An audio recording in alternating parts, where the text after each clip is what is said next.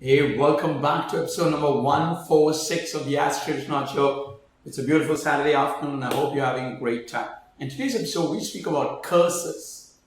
Do curses come true and does it have an evil effect? What does Krishna and all other great people say?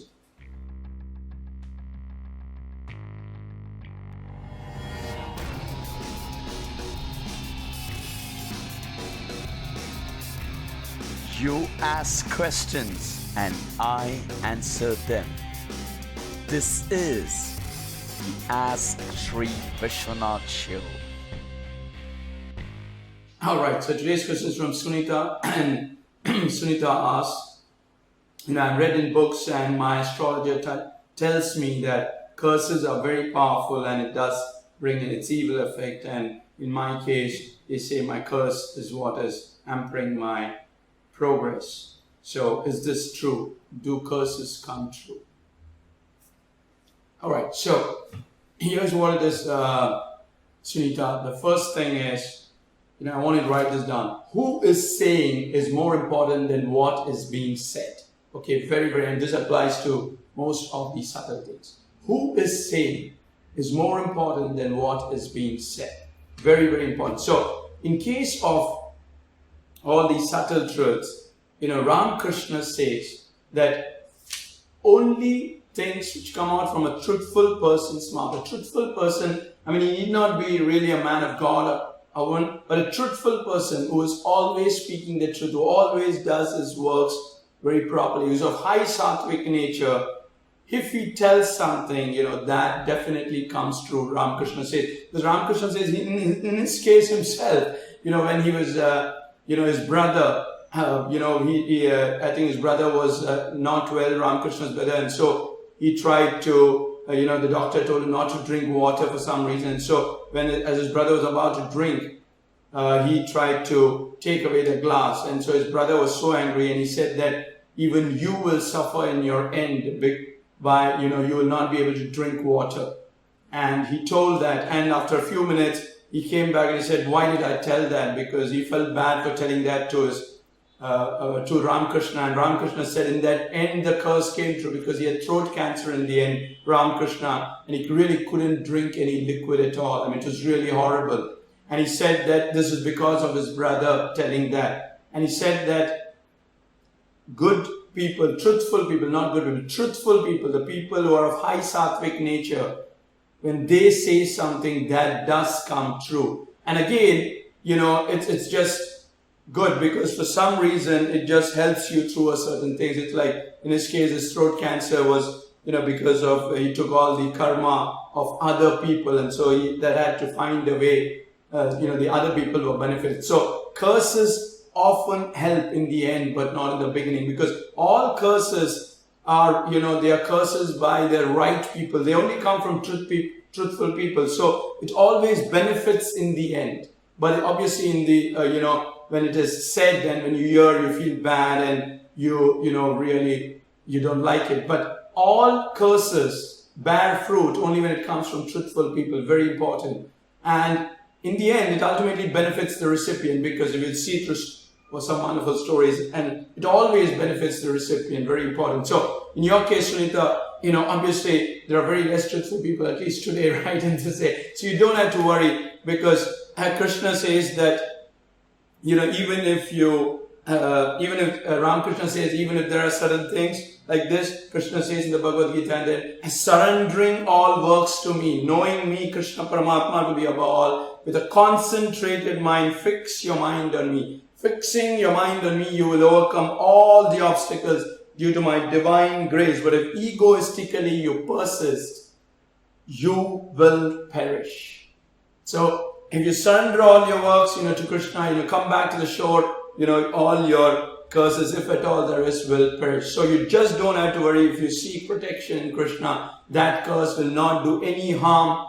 Does not matter. In Ramakrishna's case, obviously he could have, destroyed that curse, the power of the curse, but he chose not to, because he wanted that, the throat cancer to come, so that was a way of healing, because he had to leave the body through some reason, and so he did not. But know for certain that this is the secrets, that when you go back to the shore, when you surrender all the things to Krishna, you don't have to worry.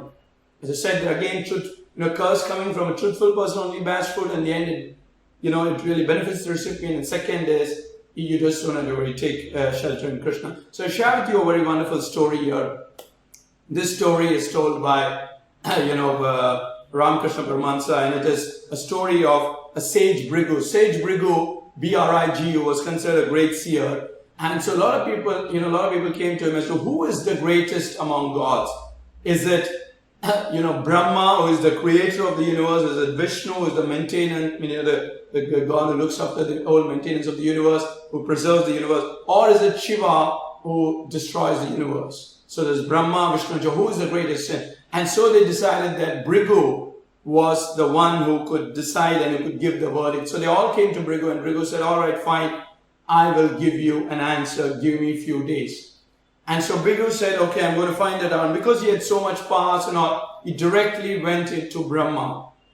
He had direct access, so he directly barged into Brahma's abode, and, Brahma didn't like it, and he said, he was very angry, and he said, you cannot come without permission, all that stuff. And he drove him away. And, Bhrigu was very unhappy, and he said, this guy is not fit to be, worshipped as a god. And he, he said this, he is not the best among them. And he cursed him that, he will not be worshipped at all in the earth. So if you see, in earth, in India, there is only one temple of Brahma. You see, there are millions and millions of temples in India. But of Brahma, there is only one temple. I think maximum 1 or 2 temples. So it's a curse by that Bhrigu. Again, Bhrigu was a very honest person, and that is just a curse. So Brahma doesn't have any temple. And that's why Brahma is not very popular on earth. Second, so after he cursed the Brahma, he then went to Shiva. Bhrigu was very angry. He went to Shiva. He directly barged in. Same way, Shiva was enjoying the company of Parvati. And, he was just enjoying the company, and they both were talking, just like a man and woman would talk. Obviously, Shiva is the greatest, God, but he was enjoying the company of Parvati, and Bhrigu did not like it. And, again, Shiva got angry because Bhrigu did not come without permission. He directly barged in, because that was how he always did. And Shiva was very angry, and he, chased him. And, Bhrigu fled, obviously, but Bhrigu, told Shiva as he was leaving that, I came here to seek an answer, but it seems you are also enjoying the ordinary pleasures of a human being. And so Shiva became very angry, but and he chased him, and Bhrigu left. But before that, Bhrigu said, he is also not the greatest God. And that is the reason also, one of the reasons why on earth, there are beautiful Shiva temples, but never Shiva in a human form. You see, all the temples have Shiva in a ling form, and a ling is a symbol of those who know it, that Shiva is worshipped everywhere in stone idol with a ling, not in this form, not in a human form with eyes, ears, nose, and all that stuff. So the Bhrigu, and then after being whacked away from Shiva's abode, he then went to Vishnu and was fuming with anger. And he went to Vishnu, and there Lakshmi, who is the consort of Vishnu, was massaging Vishnu's feet. And so in complete anger, Bhrigu kicked the chest of Vishnu. Okay? And when he kicked the chest of Vishnu, Vishnu did not react with anger. He said to Bhrigu that, I'm very sorry that, did your legs get hurt because of you kicking me? And he sort of started massaging himself the feet of Bhrigu.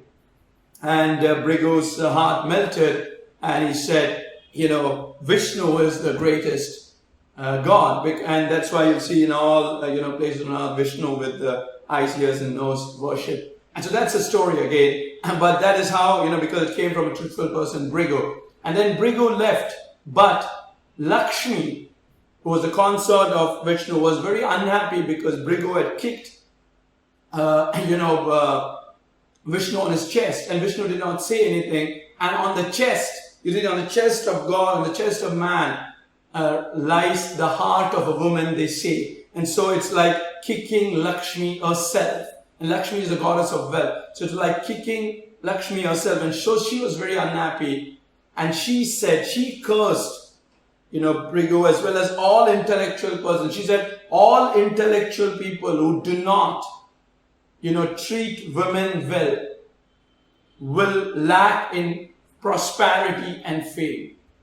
So she cursed that all intellectual people on earth who don't treat their spouses, the women, well, will lack in prosperity and fame. And this is true, and you can see it in all the places. Vivekananda also says, where women are kept happy, gods in heaven delight. Okay, very, very important. So, and that's why, it's very important. And you see that on earth, wherever women are not treated well, success is obviously where, obviously people do all the right things, but the women are not treated well, then success and fame takes a beating. Obviously, there are many cases where women are not treated well, and yet they are. But, that's due to various reasons. As I said, it's complex that you can't just separate it. But among the best practices, that is a curse which does bear fruit. That all things being right, wherever a man is very intelligent and he does not treat the woman well, fame and prosperity will definitely take a beating. And this is proven across all the places. And where women are treated well and you do all the right things and all the right, there, success and glory will, just boom. Now, there's the other side to it, which is Krishna says, rejecting the prescription of the Shastras and living a desire-ridden life, one does not attain happiness. Therefore, the Shastras, that is the Bhagavad Gita and other scriptures, should be your guide as regards what should and what should not be done. So the whole, the moral of the story is, for all men who are intellectual, treat the women of your house well.